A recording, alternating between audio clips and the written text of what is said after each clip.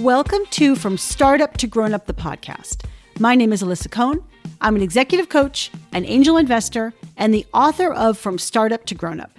Each week, I talk to founders, creators, advisors, investors, and builders of all kinds about their insights and experiences in going from startup to grown up. Welcome to From Startup to Grown Up. My guest today is Jim McKelvey. Jim is pretty eclectic. He's a glassblower. He's the chair of the Fed Reserve of St. Louis, and he's the co-founder, along with Jack Dorsey, of Block, formerly called Square. Jim is also the author of a pretty great book, The Innovation Stack, Building an Unbeatable Business One Crazy Idea at a Time. Jim and I had an amazing conversation, and we covered quite a bit, including the founding insight of Square, how he learned about the payments business, and the surprising tactics Square used to counter Amazon's attack. We discussed Jim's framework for innovation, when you should copy and when you should innovate, and why true entrepreneurs tend to feel alone.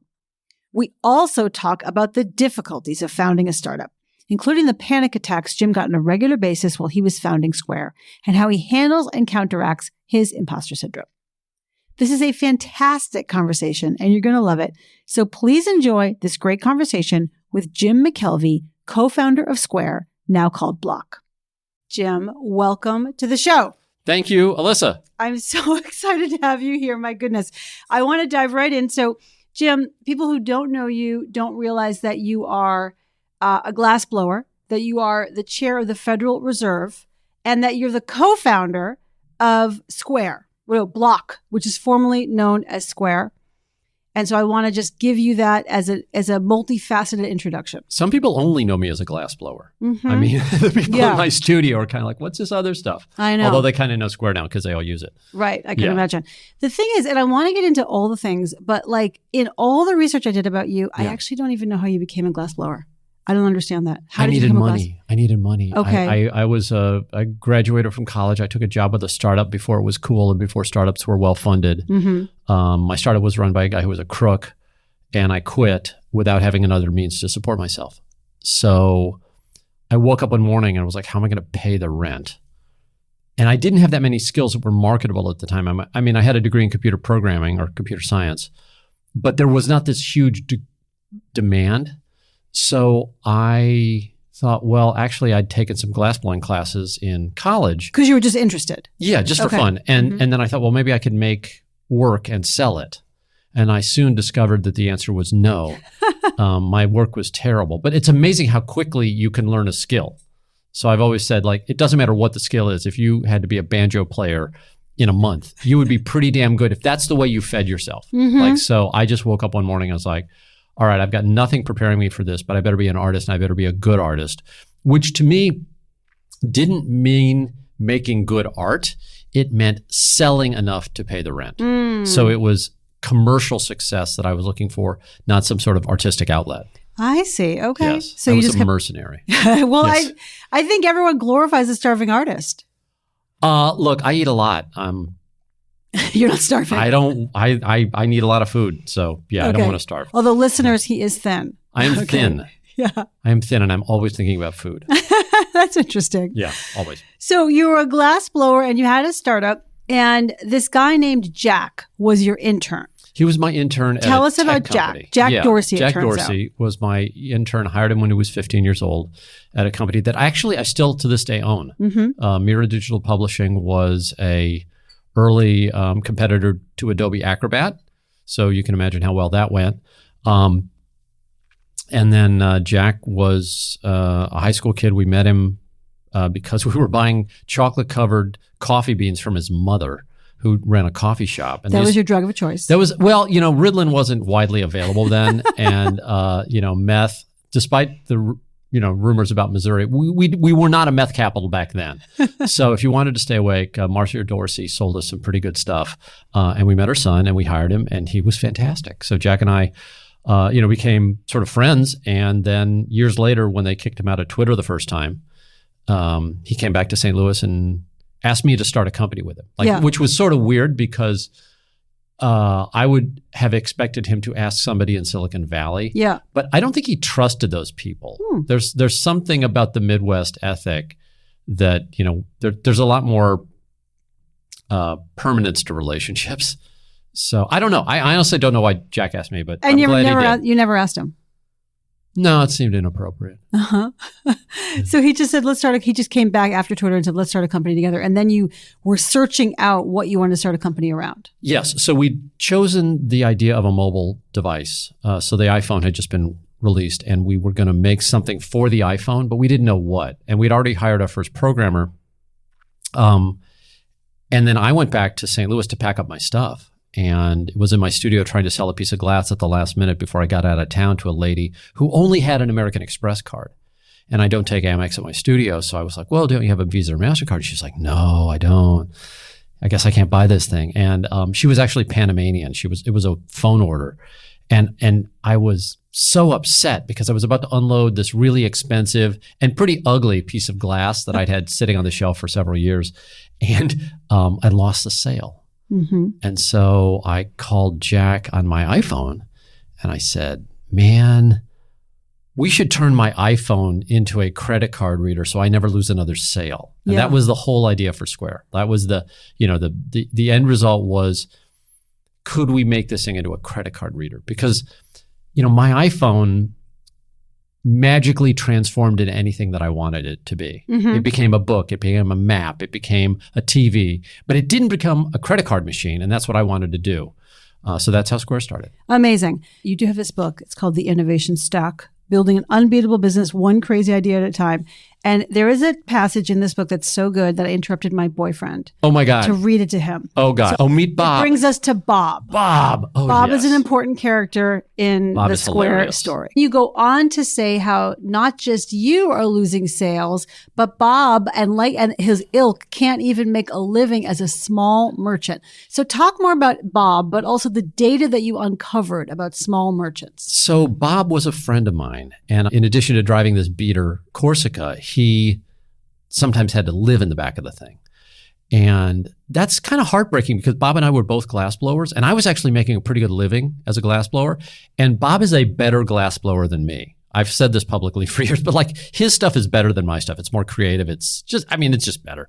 And so you would think that he would be able to earn at least as much money as I was earning with a better skill set. But in fact, no, I made a bunch of money blowing glass and he didn't. And the reason was, Bob's kind of a weirdo and he doesn't get along with bankers. And, he once cut off his ankle bracelet because it was itchy, like he's sort of a goofball. But he shouldn't be prevented from making a living just because he was a goofball. But if you're a goofball and you can't deal with banks, then you can't take credit cards. If you can't take credit cards and you sell something as useless as glass art, then, well, good luck getting cash. Yeah. So people don't carry that much cash anymore. They don't carry checks. And so Bob was really sort of the poster child for Square in my mind. As a matter of fact, there was a photo of his Beater 92 Corsica on my desktop when we were starting the company because he was the inspiration. And it was to make a system that worked for Bob. Making a system that worked for me was sort of the original team goal, but I'm fairly good with bankers. Mm-hmm. Like I'm actually now on the Federal Reserve. I know. Okay, so I'm wearing a You're Fed one of shirt, them. Yeah. So I get along with bankers just fine.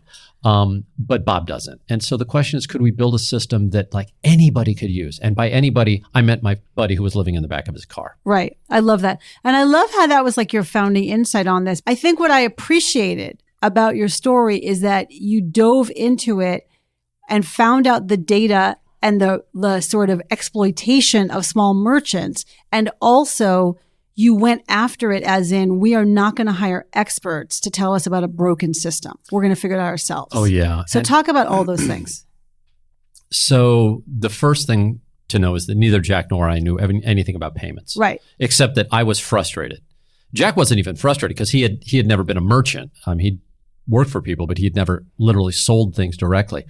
But I was deeply frustrated and deeply ignorant. And so we thought, oh, this will be easy to build. And then we discovered that no, the system was sort of not just rigged, but designed to prevent people like us from doing what we wanted to do. And so we built the system. It took us 3 weeks. We had a completely illegal hacked together system that would read your credit card and put the money in my bank account. Like that was this thing. And in doing so, it broke 17 laws. Incredible. Okay. Like I stopped counting at 17. It may actually been more, but there were so many rules against what we were doing that it was pretty clear that the industry specifically forbade what we were doing. And then the question was, should we quit? And the answer was, well, no, because what we're building seems reasonable. It seems reasonable that I, as a small merchant, should be able to get paid just like a big guy does. Like it seems reasonable that I should have the tools at my disposal that big people have at their disposal. And, that just seemed reasonable. So we just kept running towards that end. And it took us 1.5 years to get either compliant with those 17 laws or in some cases get them changed. So it was not clear that Square would ever exist. Yeah. And that was sort of a big risk. And I really respect the founding team because there was no guarantee that it was going to work because we could point to things that were specifically saying we couldn't do what we were doing. Right. And as far as industry experts, which was the other part of your question, they were telling us it was impossible or stupid or both. So there was this one dude who ran a company called Verifone. And Verifone's still around, but he's not. But he took me out to dinner once and downed a couple of martinis, and then for like 2 hours told me I was an idiot for trying to serve the riffraff. Yeah. The people who, if they defaulted, you couldn't sue. The people who were so small that they weren't worth anything. And it was sort of deeply offensive. But he was running a $4 billion company, and I had like this startup. So I listened to him, but I got pretty pissed. But we didn't hire experts because actually that's not true. We hired one expert and his advice was so laughably bad that we said never again. Yeah. Like everything he said we should do, we ended up just doing the opposite and that turned out to work. But like, why pay for that advice? Yeah, exactly. You can feel it yourself. So I think that's when, as you sort of pulling this all together, I guess I am curious, when did you realize this is actually going to work?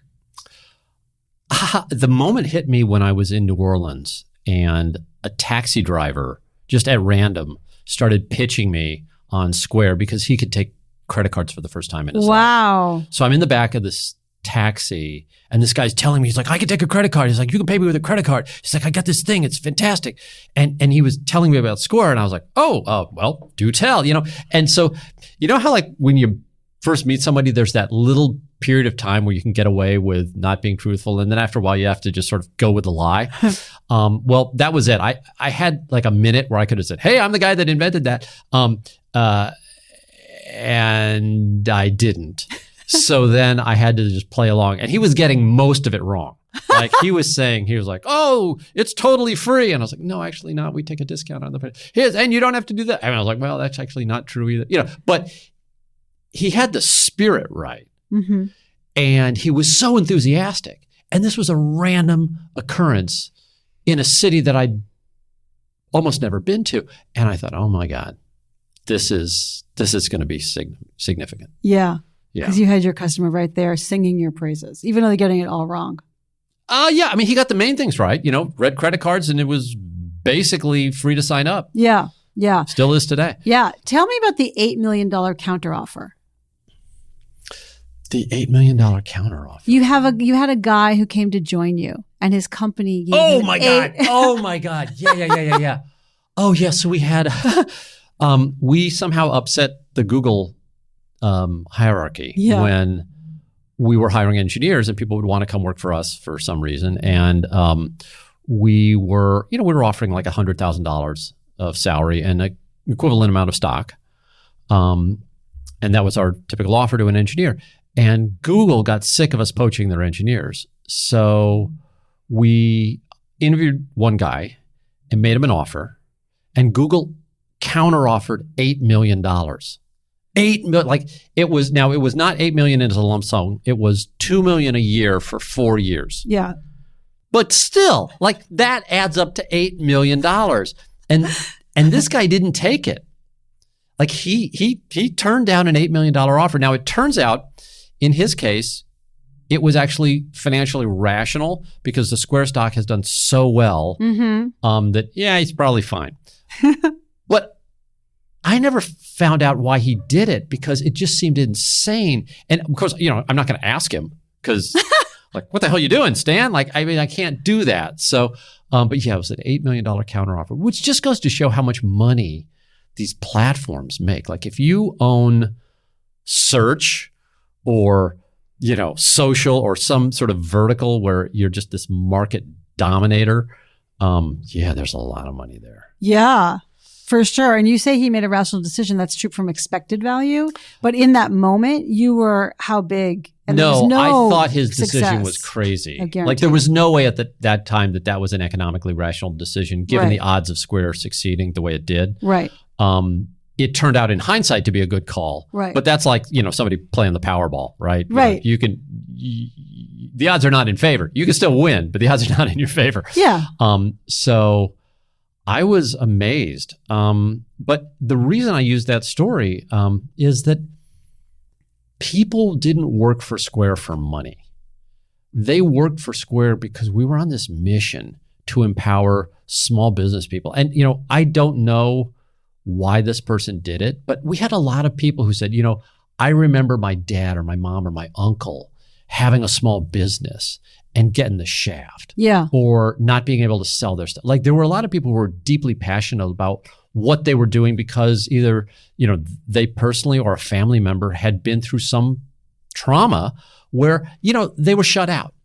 And I don't know if you're an insider or an outsider. I think everybody's sort of an outsider at some point in their lives. And it's just a very angry, lonely feeling. And that motivates people to fix that. And so that's sort of one of the things that we, latched onto was this, deep spirit in our team. And they did amazing things. Yeah. So they were real missionaries and you hired, it sounds like, for that missionary. Something that we talked about when we saw each other at that lunch a few weeks ago is this idea of like culture. Like people talk about the culture of innovation.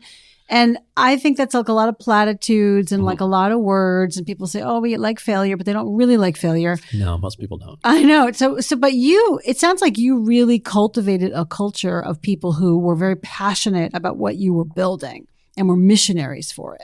Well, yeah. I mean, the culture of embracing failure is just baked into a company that's illegal to start. Yeah. Right. So like anyone who joins that team, and we were very upfront about the hurdles that were ahead of us. Anyone that joined that early team pretty much was hoping for a miracle that the law would change, that the rules that MasterCard and Visa had would be somehow rewritten for us. Yeah. So it was pretty easy to get supportive employees because we didn't pay that much. And we had this sort of crazy impediment that everyone was aware of. And so if you joined that team, you were a special person. Yeah. Yeah. So it's these and the culture of innovation it's sort of baked in. Like we didn't have any posters around the office saying, oh, be innovative or think for yourself or try fast and break stuff and disruption. Yeah, all that crap. None of that. We were just working on a problem that was so difficult that people sort of were prepared for the fight. And that culture then permeated and people were willing to try something. When you don't know what the solution is, there's this culture that bubbles up around, well, let's try something else. Let's try something else. Let's try something else. And that was just in the water at Square. Yeah. Is there an example of like when, like a specific example where everybody had to be like, well, that's not going to work. Well, that's not going to work. That's not going to work. And then you kept trying and iterating? Oh my God, there were dozens. Yeah. But the one I was responsible for the hardware. Yeah. So I was the guy that built all the reader and the reason it's so small and the reason it is square and the reason it had the spring design. Like I did all that stuff initially, basically by myself. But then eventually with a team of, factories in China. But the idea was very simple. And that was, I had to read a mag stripe fast. So I had this guy, Sam Wen, who was a brilliant programmer. Actually, I had lunch with him this morning. And yes, it was lunch. And yes, it was in the morning. I was wondering. But he coded it, and it was kind of Sam and me and a couple other people. But very, very small team. And we just built and built and built until we found something that worked. Mm-hmm. And, what we were doing was really a hack because we were not using the dock connector on the iPhone. We were using the microphone port, which was, that was pretty offensive to Apple because they charged money to use the dock connector, and the microphone port, they never expected their device to be, sort of connected through that to anything but their headset. So doing that was pretty radical, and their hardware wasn't designed for it. So we had to engineer around all these, like DC blocking filters and crazy stuff that you put in an audio signal and you don't put in an electrical signal. But that spirit was just go, go, go, go, go, and move fast. Because if you're doing something that doesn't necessarily have a high degree of success, then you better take a lot of shots. Mm-hmm. So we would cycle daily. Mm-hmm. To this day, when I work on a project, like I'm looking for daily shots on goal. If in fact we're doing something truly novel. Right. Yeah. Right. So, okay. So you had built this, beautiful card reader, and you had people, and you were doing something illegal, right? You're trying to get laws changed or whatever, Yeah. meeting with Visa, meeting with MasterCard. And then it was all kind of working, and you had people joining, even though they were counteroffered. And then I think it was big proof for you that it was working because Big Bag Amazon came after you. Yes. Tell us what that was like. Yes. As bad as it is to have Google make an $8 million counteroffer to somebody you're trying to hire, way worse is Amazon announce a competitive product that's 30% cheaper under the Amazon brand name. Yeah. And when they did that. And what year was this? This was 2014. Yeah. And it was just chilling. We were a startup. We were a successful startup. We were still a startup, and we were growing like crazy. But Amazon, when they do that to a startup, always wins. Mm-hmm. And that was 100% true back in 2014 when Amazon did this to us. And we looked at our options, and there were very few because, of course, we're not Amazon. We don't have, their scale or their servers or their talent or their brand name. We don't have a listening device in everybody's home. Like we just don't compete very well head to head with Amazon. And then on top of this, they were undercutting our price. And there weren't too many moves we could make. So we did nothing. It wasn't actually. I was on a Fed call today, and the discussion was: should we do nothing or should we do nothing? And our decision was to do nothing. We chose to not do something we could have done. So we did nothing. Aggressively, we aggressively did nothing. Yeah. Against Amazon, Mm-hmm. and that was sort of our only option that we Mm-hmm. could think of. Mm-hmm. So we basically ignored the most vicious competitor in the world, and it worked. So the miracle, the reason I'm sitting here, the reason there's a book, the reason all this stuff is because that strategy was successful. And then the question is, why? Yes. What the hell happened? Like, startups don't beat Amazon. And I had statistical proof to support that.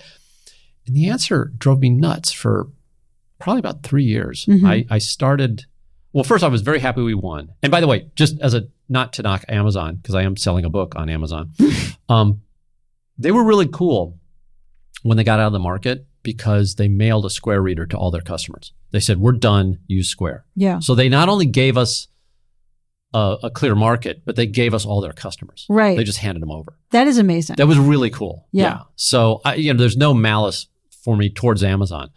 But I still remember how chilling it was to have to compete with such a great company. And so afterwards, first relief, and then secondly, this gnawing question of why. Yeah. Like what happened? Yeah. And so that set me on a 2-year research quest where I was looking for another company that had been through the same thing. Mm-hmm. And I couldn't find any examples in Silicon Valley. So I started going back in time. And I started doing historical research on companies that had survived a vicious attack when they were small and defenseless. And this is like, there are these nature videos where, some lion attacks a squirrel and the squirrel's mother like just kicks the lion's ass. Like that's what it felt like. Maybe not a squirrel, but there's a honey badger or two that's taken out a lion. And, lions don't attack squirrels, but okay. Okay. Yeah. They're geographically different. I'm sorry. They do in the zoo. I don't know. That's right. I'm from St. Louis. We mix our lions and squirrels. But the point is, You're not expecting the squirrel to win. Right. Your money is on the lion. 100%. And so, your money should be on this big, big thing that's attacking this little tiny thing. And so I studied all the little tiny things it won. Yeah. And I saw this weird pattern. And I was like, oh my God, this was not an accident. Like, this was not sort of, we got lucky. It was like, oh, we harnessed this very rare but very repeatable, powerful pattern. And then that was it. And I was done. And I was like, okay, that's cool. But then I'm a scientist by training, so I can't just let myself relax when I think I've solved a problem. I have to ask why. What's the mechanism of action? Like, what happened? And so all the people that I studied were dead, right? So I couldn't go ask any of them, except for Herb Kelleher. And he was the founder of Southwest Airlines. So I flew down. He was very generous with his time. I flew down and sat down with Herb for an afternoon. And I said, sir, I know you don't think your airline is like my payments company, but I think we have a lot of things in common. And I explained to him this thesis of, what happens when you are basically forced to invent everything on your own, as opposed to copying what everybody else is doing, which was the case of Southwest Airlines. Southwest Airlines, even though they're, sort of in a commodity business like air travel, they weren't allowed to fly the routes that other carriers were allowed. They were prohibited by the government for that. They were prohibited by, certain union rules and certain competitive rules. And they were just blocked from all sorts of stuff. So they had to engineer and invent around it. Just like you guys. Just like us. Right. Yeah. And it was the same sort of brutal start. But Southwest became the dominant carrier in the United States, the most profitable airline in the United States, the biggest airline in the United States. They basically kicked everybody's ass. And I was sitting there talking to the guy who did it. And Herb started to get very excited. And he's like, well, how are you going to tell the world about this? And I was like, oh, shit. I just got a homework assignment from one of my idols. Like if there are very few people I idolize, but Herb Kelleher, he's the only person I've ever asked for an autograph. Mm-hmm. In my life, I've asked for one and only one autograph. And that was Herb Kelleher. And I had him sign a pack of his cigarettes because he smoked a pack and a half of Cool Menthols during our meeting. And I was just blown away. But that's why the book exists. Right. Because Herb wanted me to tell the world. I love that. But I love the non-PC, right, of the cigarette box. But so tell us, so that's really the innovation stack. That's the innovation stack. And I read the book, and what I came away with is actually the innovation stack is like a mindset. But I want to hear from you what you're trying to tell the world. Like, what are the insights that people need to know? You probably understood it at a deeper level than most do. So full disclosure on the book, I launched it in the middle of the pandemic. Yeah. Like the day the pandemic shut the world down was the day my book dropped. And there was no way to delay it by a week, or it was the worst book launch in Random House history. But it's had this weird popular following among entrepreneurs and people who've started businesses and people who have lived there, because it tells the other part of the story. Because when I started to write this book, there wasn't even language in the English language to describe the phenomenon that I was describing. It was such an under-discussed thing.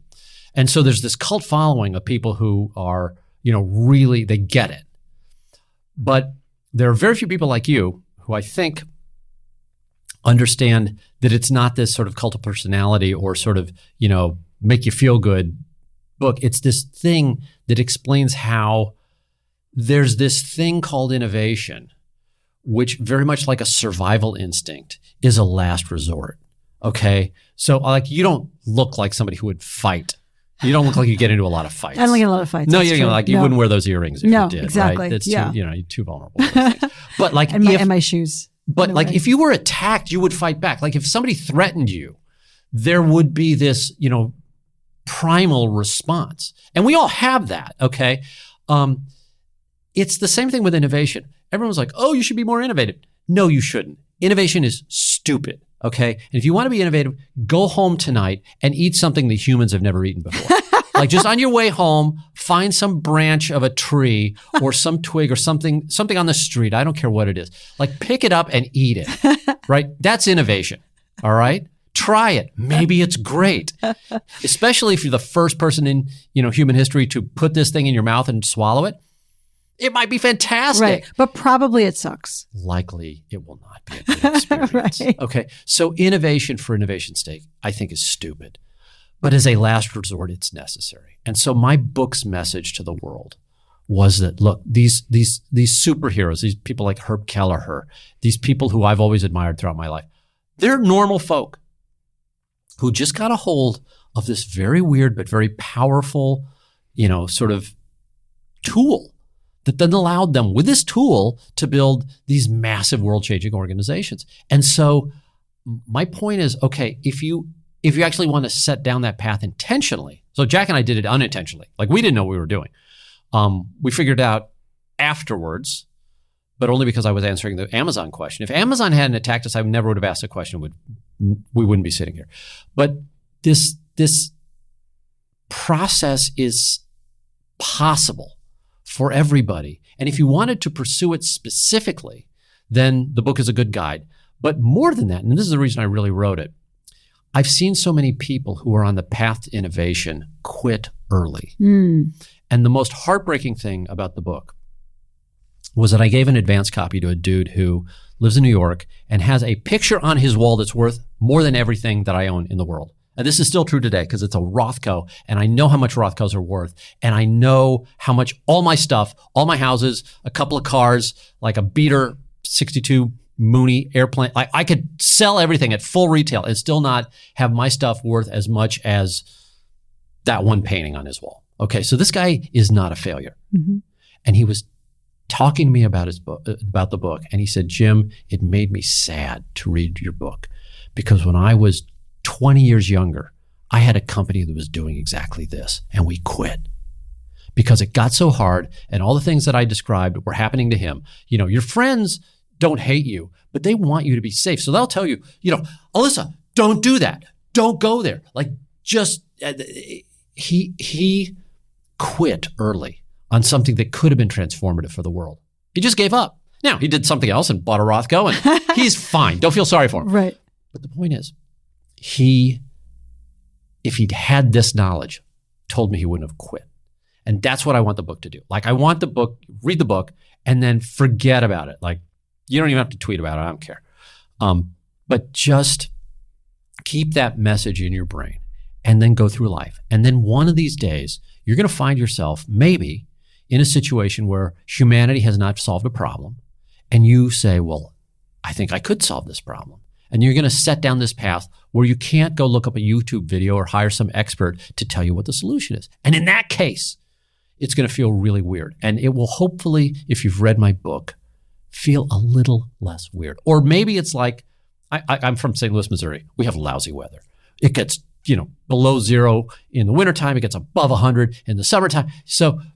But I'm okay with that because I grew up with it. I expect it to be lousy weather, and the spring and fall are wonderful. But I don't feel like I'm a San Diegan. You take a San Diegan who's used to 72 and low humidity year round, and you bring them to St. Louis, they're crying.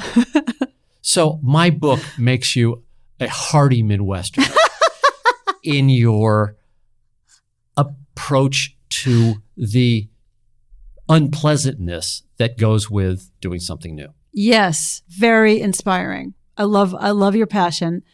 I would just add, it makes you feel like you're not so alone. I think one issue with entrepreneurs is that if they don't have the right community, Paul Graham in one of his essays said, you have to surround entrepreneurs with other entrepreneurs because otherwise they will just be toiling in the wilderness and not know that they can make it despite all these issues. Is that how you felt? Because, I wrote the thing. I have no feeling. Oh, you mean when I read the book? Is that I felt not so alone? I felt personally like I have my innovative ideas, and it made me feel kind of community around like, yes, these things are hard and they're supposed to be hard and you got to keep kind of inventing your way out of it. I also thought that the story resonates with so many entrepreneurs because like what you were doing was illegal. Right? So that's a good start. Yeah, it doesn't get much more dire than that, And I have a number of clients who, when they started their businesses, and also, just colleagues and friends, what they were doing was illegal. So it's very much like until you're able to invent something that changes the game, if you will, then you don't know it's possible. And so when you have like stories like this and people around you like this, and I think books are like one-sided conversations with somebody who's been through it before. Yeah. And I think that helps you realize, oh, other people have been through this tragedy before. Yeah. The worst, well, not the worst thing about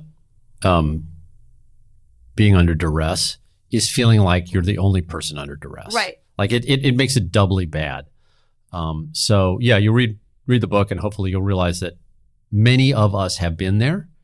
And also that if you get through it, you end up with this massive advantage that nobody else has. Right. Like the whole point of the innovation stack, and the reason I coined the term innovation stack, is that if your company has an innovation stack, it'll survive an attack by Amazon. Like it'll survive an attack by the federal government. It'll survive an attack by, all the air carriers colluding together to block your fuel pumps access, right. which what happened at Southwest. Like it'll survive attack by the Chinese. Like the Chinese tried to copy IKEA and failed miserably again and again. I mean, it's this magical protective thing. Right.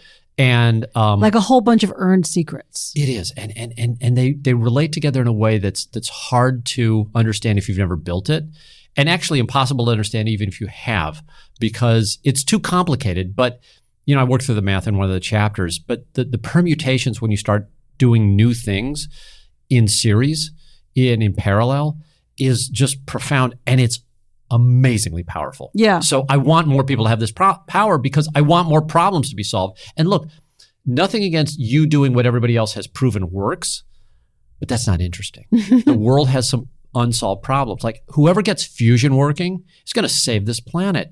And there are going to be 100 separate innovations. It's going to have to be like, we know it's possible. There's the sun up there proving it, but can we replicate? Can we do this? Like, how do we do that?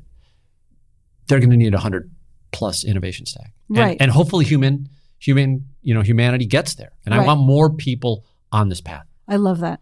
But it takes a toll. And so the toll it took on you is that you got panic attacks. I mean, yes. One thing you say in the book is right feels early. You have to, we're going to talk about timing in a second. Oh, right. Yes. We're talking about timing and glassblowing in a second. But like the notion of the right time is everything and right feels early, and that you yourself actually had to stop the car because you thought you were having a heart attack. What was going on with you that was driving that anxiety? Yeah. So first of all, listen to the timing from a man who launched his 3 years of work on the day the pandemic shut down the world. Okay. So just there's a little asterisk whenever I give advice on timing. And I did write a chapter on timing, because I believe it's super important. You also talked about luck, so. And I talk about luck and right. all this stuff. I try to be very honest about, what I did right and what I got lucky about, but you never really know. But I've certainly been very lucky. I just don't know when it's luck. But timing. We're going to talk about your panic attacks. Oh, timing and the panic attacks. So the panic attacks were caused because I was always feeling like my little thing was going to die. It was always, because we weren't legal. We had all these problems. We had 12 different things that didn't work simultaneously, and then, God bless the Square team, but there were some anarchists in there. Like the people who sign up to build things that have never been built before. These people don't sit in their cubicles and behave. Not that we had any cubicles, but like it was a little bit of chaos. And there was Jack and me up there, sort of working with them. It got to me. And I, at many occasions, had these panic attacks, as one does. Yeah. And since then, they have stopped. But did you ever analyze it? Did you ever think like, all right, what if it fails? So what? I go back to glassblowing full time, which I'm sort of still doing. Yeah. So I was what fine. is the problem? So I was fine personally. Yeah. I had this epiphany when I was way before Square that I was already rich because I had more money than would change my life. Like I lived where I wanted to live. I did what I wanted to do. Like the only thing that money would do would be I would buy a faster plane than the plane that I was flying. Like I have a 1966 Mooney M20, which is a $23,000 plane when I bought it. It was $23,000, less than your car. Well, you live in New York, you don't have a car. Exactly. But I mean, like if you had a car, it would be worth twice as much as my plane. Yeah. Right. And that's what I lived. That's how I lived, did everything I wanted to do. And I realized at some point that more money didn't change anything. So actually now I'm rich and I have a faster plane and I still have the old plane. I still have the Mooney because I love it. And it's a great little plane. And I got one that's a little faster. So what? Big deal. Doesn't matter. I have changed so little as far with the money, but that was this realization that it brought with me to Square, which was that I was already a very rich man. Yeah. You were already all set. Well, because I was cheap. Yeah. No, you didn't need all that much. You didn't have a lot of like possessions that you needed. But what was the pressure that was saying to you like, oh, you best have to work. What if we don't make it? What if we don't make it? Because I deeply cared about the problem. Yeah. Like my friend was sleeping in his car. Like I was losing sales. I felt ripped off. I felt like I was bullied by the banks and by the credit cards and by the ISOs. And, just there's this scummy ecosystem of people that prey on small businesses because small businesses are too busy to fight back. Maybe they even want to fight back, but you don't have the time to do that, right? And I wanted to just like put my thumb in the eye of the people who've been messing with me and the other artists for 15 years. So that was that was a deep sort of personal vendetta, and I cared about it, and I cared about my friends, and so I took it personally. And I think a lot of the other people that worked at Square took it personally too, because they wouldn't have worked that hard for just the money. Yeah. Right. And so we had this sort of crazy warrior spirit, which is actually not my phrase. That was what Herb Kelleher described the warrior spirit of Southwest Airlines, which was literally about to go bankrupt any day if the pilots didn't pick up the litter in the plane and the flight attendants didn't, wear go-go boots. And like they had a bunch of stuff that they tried to keep their plane flying. Yeah. Yeah. One thing you talked about the culture of Southwest as compared to the culture of that other airline, TED. Oh, TED. Yeah. Yeah. That like again, sort of the innovation stack, like Southwest had earned their right to, be in the air as a low-cost carrier. People flocked to them, whereas TED just kind of tried to cut and paste this low price, moniker on it. That's why it didn't work. Yeah. So try something without knowing what you're doing. And, go like, I see these people like, well, that's easy. I used to hear this with, hip hop, like my people, some of my friends were like, well, they're just rhyming. They're not singing. I'm like, yeah, you never tried. You try. Like, try it. Like, you show off, dude. Right? Here's a mic. Go for it. Right? Yeah. But if you look at something and you're just trying to copy what some other expert is doing, you will almost come up with a very poor replication of what you're doing. If what you're doing is because you deeply understand why you're doing every single step, your execution is way more sure-footed. And so when TED copied Southwest, so TED was the end. Well, TED, the joke was it stood for the end of United, right? But TED was United Airlines' effort to displace Southwest. And United was the second largest carrier in the country. They were rich. They knew Southwest for 20 years. They'd been competing with for 2 decades. So they clearly knew the airline industry from the inside, probably in some ways better than Southwest. But what they didn't know was why Southwest was doing what they were doing. They thought, oh, these guys are just fun, or no, it actually turns out that makes a difference. But they didn't know why, because they were just copying Southwest. Whereas Southwest knew the stuff that they were doing that was superfluous and knew the stuff they were doing that was important. Yeah. And maybe Southwest had some tricks that United never figured out, but TED crashed and burned. Yeah. To use a metaphor. Yes, it did. Use an airline metaphor. I want to talk about timing because actually when you and I saw each other at that lunch, you talked to me about timing and I was like, we need to talk about this on the podcast. Timing. So yeah. Timing. Yeah. I love timing. Yeah. Oh my God. Because what I asked you was, what did you as a glassblower learn that helped you as an entrepreneur? And you said timing. So explain that.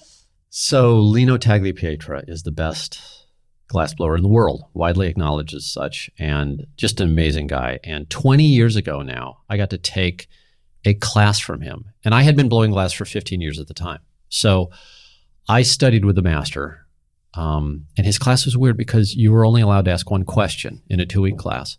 And so students, spent a lot of time formulating their questions. The questions were always like, how do you make this crazy thing happen with glass? And Lino would always do a demonstration to show how, in fact, he was the best in the world and could make the glass do whatever he wanted anytime. And it was incredible to watch these demos. And actually, a lot of them are on YouTube now, so if you want to check it out, Lino Tagliapietra. But what I did, which was crazy, I asked a really basic question to the master because I'd been having trouble putting a foot on a bowl for 15 years. And it's a very simple move. It's something that every beginning glassblower knows how to do. And I was never comfortable with it. And I could never get comfortable with it. I always get stressed out when I try to do this move. And so I asked the maestro how to do this. So none of the students were paying attention when he answered. But his answer was different. He didn't show me how to do it. He said, well, make a bowl. I made a bowl. He's like, make a foot. This is all in Italian, by the way. And I was like, I made a foot. And he's like, okay, now put the foot on the bowl. And I was about to do the move. And he said, wait, now. And we said, now I let the foot go on the bowl. And it went on perfectly. And this blew my mind because I'd been doing it right for 15 years. My technique was fine. What was wrong was my timing. And in glass, if the glass is too hot, it doesn't hold its shape. And if it's too cold, it doesn't make the shape you want. So timing is super important. And I'd lived with this substance. Like I was a professional manipulator of this material. And I still hadn't learned this lesson of timing. So I go home, that night. I was like, oh, wow, I feel great. And then I was like, oh, wait, I feel terrible. And then I was like, oh, my God, where else in my life am I making the same mistake? Which is to say, doing the right thing either too early or too late. And so I became this student of when. I became obsessed with timing. I became like, I would ask myself when I failed with something, well, did I do the right thing, but not at the right moment?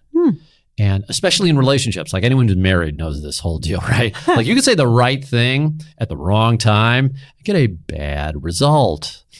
So I put a chapter in the book on this, but there's no formula. Like I don't sit there and say the only thing I now reveal to your listeners is that if you're doing something innovative and truly innovative and has not been done before on the planet, right?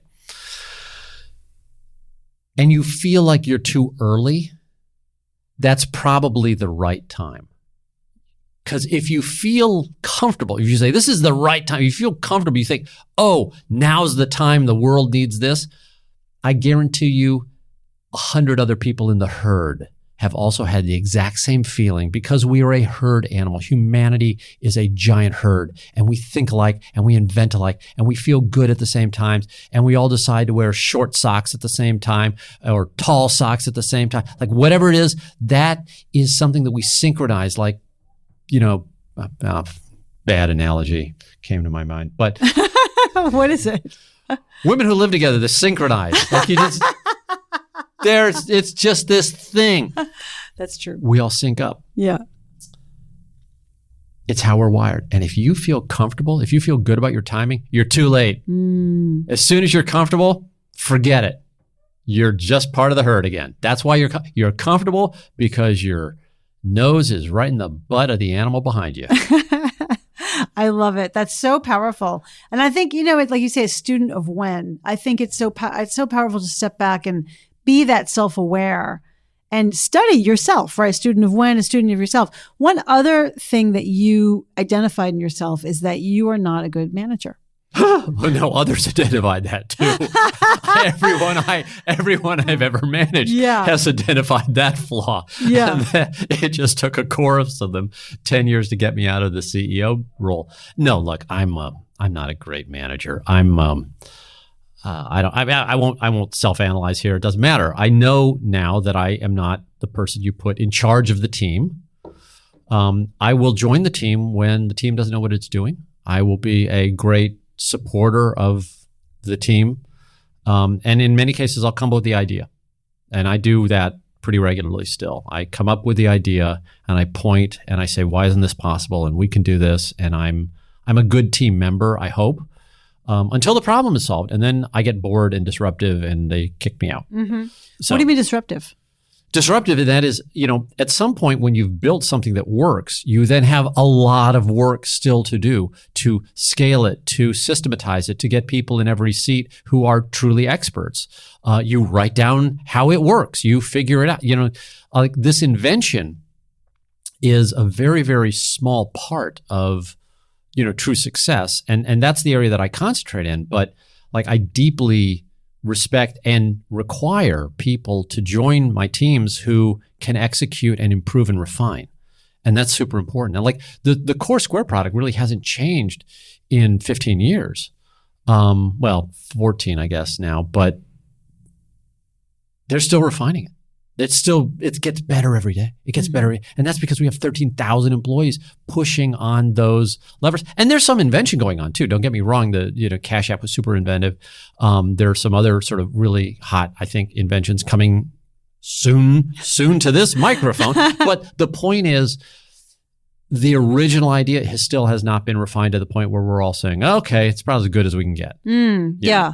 But have you ever had any kind of ego or any kind of like, I should be in charge. I should be the one in charge. Because again, when you started Square, you were comfortable having Jack be CEO. Yeah, Jack's a better CEO. We wanted to do it. Like I didn't want to do it. That was a 15-minute conversation. Yeah. I was like, you want to be CEO? He's like, yeah. Like, okay, me too. Because I won't speak for the man. He can speak for himself and probably has. But I didn't because I knew of my failings in leading people. And actually the reason Jack and I became such close colleagues was that, when I originally had a team of employees and Jack was my intern and the internet was about to wipe out our business. And I said, well, the internet's about to wipe out our business. It's pretty clear that no one's going to buy the stuff that we're doing once websites become popular. So we need to pivot. I didn't call it pivoting then, but I said, we need to do this other thing. And they all said, yes, Jim, let's do that. And then none of them would give up the daily thing that they did. They just kept repeating. I was like, guys, we have to stop. We have to stop. We have to change. And the only person who listened to me was my 15-year-old intern. So Jack and I went out and rebuilt the company by ourselves. To this day, that company still runs and makes money. And it proved that I couldn't even lead a small group in a direction that I thought was important. So I leave that skill now to others. It's so good. It's such good self-awareness. What is your relationship like with Jack now? Oh, I miss him terribly. Yeah. Because first of all, he's kind of been in hiding. You take away President Trump's Twitter account. I don't know what Jack, he moves around the planet a lot. He has a lot of people who want his time. I sometimes feel sorry for him because he was a very sort of shy and introverted person. Always when we were working together, he was shy. He had this sort of quiet way about him. And I think he is now so famous and so popular that he might not get the breaks that I so enjoy. Like nobody knows. I walk down the street, nobody knows who I am. That's great. Now if Jack had written my book, it would have sold 10 times what mine did. That's okay. Mm-hmm. I can still go to the store. Yeah. And I plan to on the way out. I'm going to buy food and cook it for the family tonight. That's the plan. So you can live your life, but you're still a billionaire. So that's pretty good. Yeah. I think I am. Yeah. Depends on the day. I don't look. I seriously, I never look at the stock price. Never. I am curious. I think it's really interesting because, you talked before about material things. Yeah. And then you made a whole pile of money. And you say in the book, okay, I'm going to read this. On November 19th, 2015, Square listed its stock on the New York Stock Exchange, and I was suddenly taller and more interesting than I had ever been. Yes. Now, I've only known you as this tall and this interesting, but okay. So what's that like? It's weird. What I've realized is that most people don't want to meet me. They want to meet my money. And this is the filter that I use when I talk to people. Do they care about my ideas or my problems or my family or like the things that are important to me? Or do they want to talk to this giant pile of cash? And most want to talk to the pile of cash. The sophisticated ones are smart enough not to say that. But they say it indirectly because I filter them. And so I still like working. I still like solving problems. I still like doing all the stuff that I was doing back before Square and when I didn't have to work as a glass. I could have retired 20 years ago. So I don't really feel like that's changed, but it's a weirder world. But there is one huge advantage, and I will not willingly give this back, and that is more people listen to my ideas now. Mm-hmm. Because, there's been a history of pretty successful ideas. I'm not just Square, but like there's a bunch of other stuff. And it's all proven now. And so when you're somebody who comes up with ideas that have never been tried before and they're called crazy, which most of my ideas have been called, it's nice to be able to point to a success. So like for instance, a company I'm working on invisibly right now, which gives you control of your online attention and free access to paywalled subscriptions. It's just a pretty cool thing. But it's based on micropayments, and micropayments have never worked. And people in the tech world know that, and they're like, you're an idiot. So I had to get Elon Musk or Peter Thiel to invest because only Elon and Peter have consistently made contrarian bets in the face of conventional Silicon Valley wisdom and been right? So Peter's backing my company, and I took his money from Founders Fund and also personally because Peter's name's on it. And so, if you're called crazy, sometimes they're right. Usually they're right because most innovation fails, and I've certainly been there. But it's nice now to at least have people kind of go, oh, well, McKelvey, maybe we'll give him 10 minutes. Right. I still get kicked out after 10, but yeah, 10's enough. But that access is helpful. That makes sense. I have just a few more questions for you, but one is, so my beau Eric and you bonded over about both being pilots. Yes. But then I read in the book that actually your family weirdly kidnapped you. Kidnapped me to become a pilot. Yes. So what was that about? On my 40th birthday, I was blindfolded, thrown into the back of a car, which was actually a new experience for me. By the way, your family's a little quirky. That's quirky. Yes. Well, you only turned 40 once. That's how the McKelveys do it. Yeah. Okay. It was pretty cool. Okay. It was pretty cool. They all drove me out to an airfield. There was a plane idling on the tarmac, and they said, get in, you're flying. Now, I had grown up around pilots. My uncle was a pilot. My grandfather was a pilot. And I always loved flying, but I was always terrified of flying. So this was not something that I was going to do on my own, but blindfolded with your whole family sitting there yelling happy birthday over the sound of the engine and some dude who's been paid for it. The other thing is I'm cheap and I know this is expensive. And I was like, they paid hundreds of dollars for this experience. They prepaid for this? Yeah. You got to prepay. So I got in and I flew fairly competently, and I landed, and they said, we have paid for your flight instruction. So again, I'm cheap. I can't throw away anything. And so I became a pilot, terrified all the time. But it turns out that I'm actually reasonably good at flying planes when I'm scared, because the several times that I've been in situations where I probably shouldn't have been, I've handled the plane competently, which is really sort of that's what pilots are supposed to do. Flying a plane is not hard. Flying a plane when something is wrong is hard if you're the sort of person who panics. And I do panic, but I don't freak out to the point where I can't function. I panic and function. And I didn't know that about myself, but I do now because I've been in 2 or 3 situations which, were kind of scary. Like what? Thunderstorms mostly. Oh, yeah. Yeah. So scary. ATC will sometimes steer you into a thunderstorm. And once I almost did it on my own like an idiot. But sometimes the controllers will route you into some place that will tear the wings off a plane. Not recommended. Yeah, don't do that. Right.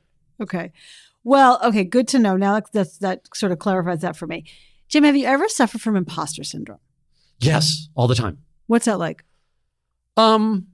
I don't deserve to be here. I was in a event in Zurich last week, and I was feeling like, wow, everyone here is so successful and I don't deserve to be here. I wish I could go away, right? Fortunately, the guy who convened the meeting said that 80% of the people at the meeting probably suffered from imposter syndrome. He said it out loud? Yes. That's great. So I don't have permission to use his name, but he was pretty famous. And, the person sitting next to me at dinner was super famous. Like everybody would know. And all these Was it people, George Clooney? No. About the same age. There's your hint. But it was this crazy group of ultra successful people that I did not feel worthy to be with. But I was very interested by because, wow, like this person did that and this, amazing stuff. Yeah, imposter syndrome's tough. I think it's tougher if you're a minority. Like I've heard that imposter syndrome is even worse if you're not, a white male. But even as a white male, look, I often think that I'm not good enough or smart enough or diligent enough to be where I am. I mean, for God's sake, I'm the chairman of the Federal Reserve in St. Louis right now. I'm supposed to pick, along with a small group, I'm the chair of the group that's replacing the guy who runs the economy, or one of the people. And this is insane. I'm not qualified to do that. And they asked me to do it. What am I going to say?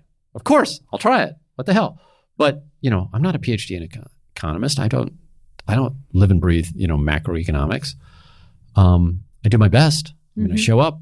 I sometimes say stuff that other people won't say. Maybe that's why. Comic relief.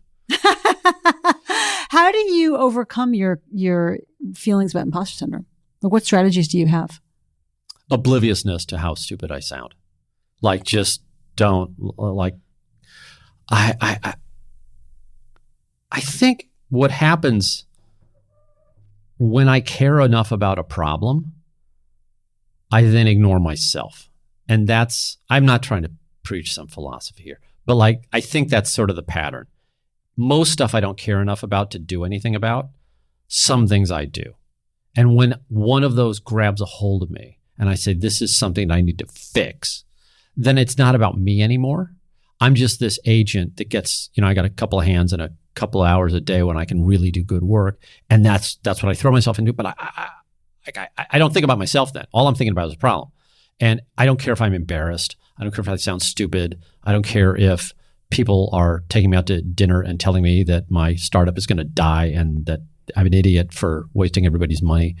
That because I'm thinking about my buddy who's living in the back of his car, or, some poor person who was never able to get a start in business because, they just weren't given access. And when I'm, when I see somebody do that, then I don't think about myself. The rest of the time I do. The rest of the time, just mirrors on every wall. But when I'm pissed, it's not about me. I love it. That's so great. Jim, what do you wish you'd known earlier on your journey? Oh my God.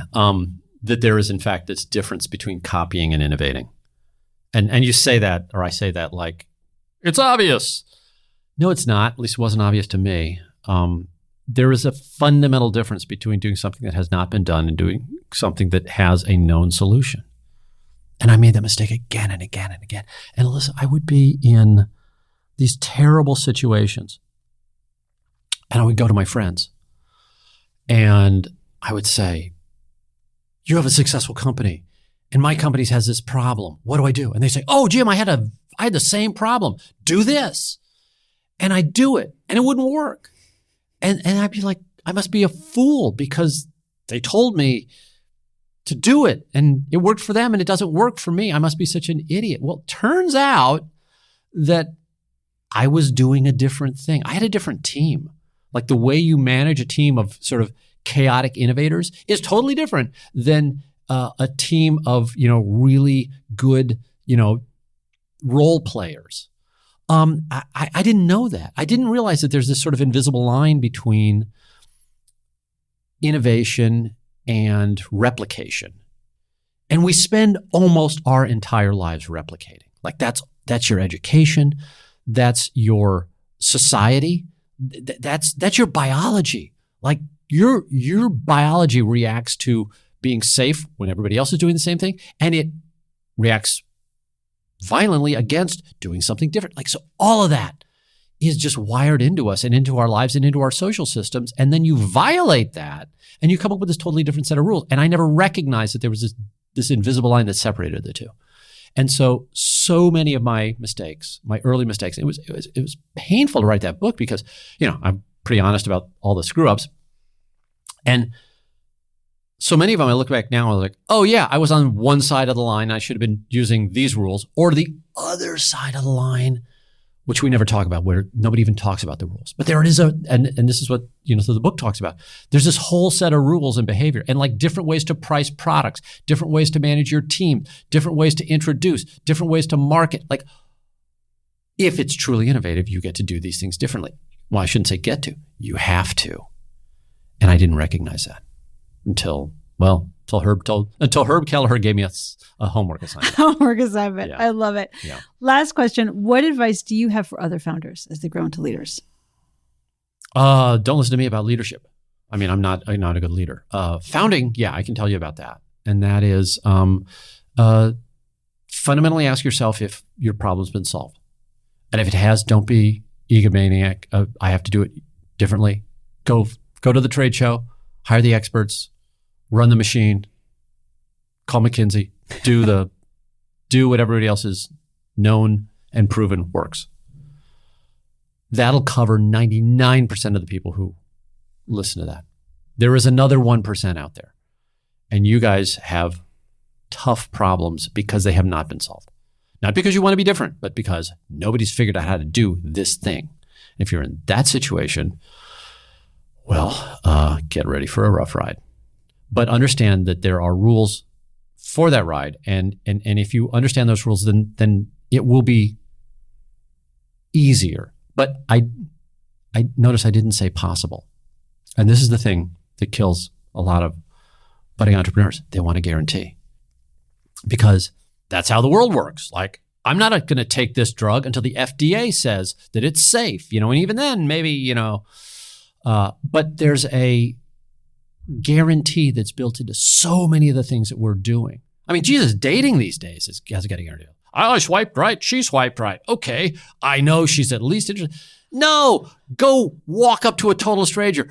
Risk getting slapped in the face. Like, that's the world I grew up in. Like, but if you have this need to be proven right before you start, there is still a world that will call you an entrepreneur, but you'll always be putting into practice somebody else's inventions.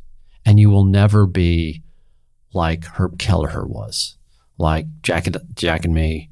Like, there's a whole group of us who end up building something new, a lot of times by accident, but doesn't matter how you build it. If you've invented something, the world is different. It's just really rough getting there.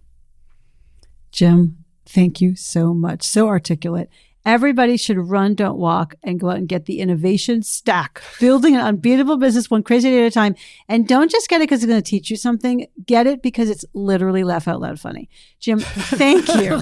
Thank you for being here with me today. I really enjoyed it. Thank you, Alyssa. It's so much fun. So fun. Thanks for listening to From Startup to Grown Up. If you like what you heard, give it a review on Apple Podcasts so other people can find it. And if you know of a founder or someone else who is meant to be on this podcast, drop me a line through my website, alyssacohn.com.